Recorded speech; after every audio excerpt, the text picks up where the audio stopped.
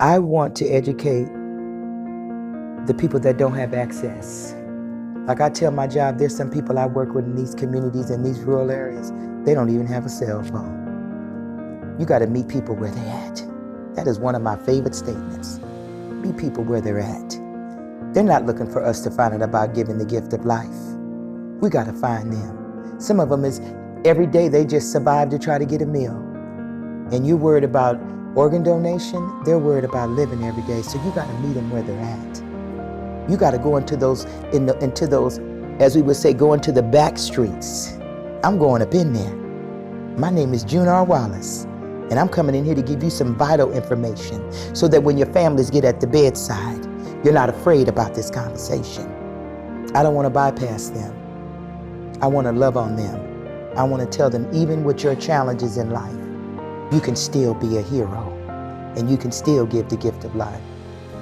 Coming into a community that said, we'll never be organ donors. Oh no, we don't do that. When we die, they go in the ground. We don't trust the process. We had to look at, are we gonna be treated fairly?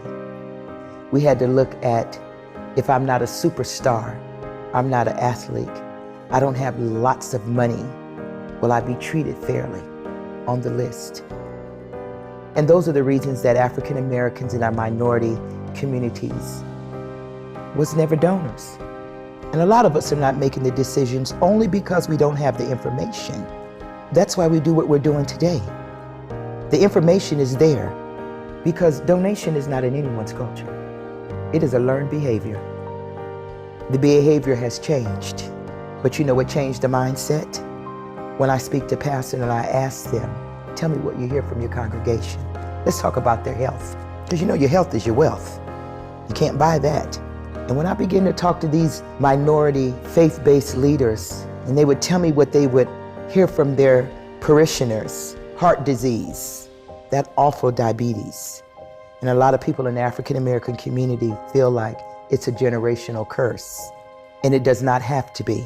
People say sometime to me in the community, I cannot be an organ donor because I have diabetes. I says, no, you possibly could not be concerning your kidneys, but you have a heart, you have lungs, you have skin, you have bone and tissue. But we have to be activists, and this is the time to begin to have the conversation. Don't wait till you're at the bedside, that's not the place. Have the conversation prior before that. It makes it so much easier on your family, that decision, to say at the end of my life, I will share the gift of life with others for them to live. How powerful. I'm just the messenger with the message. It's up to you to make the decision about organ, eye, and tissue donation.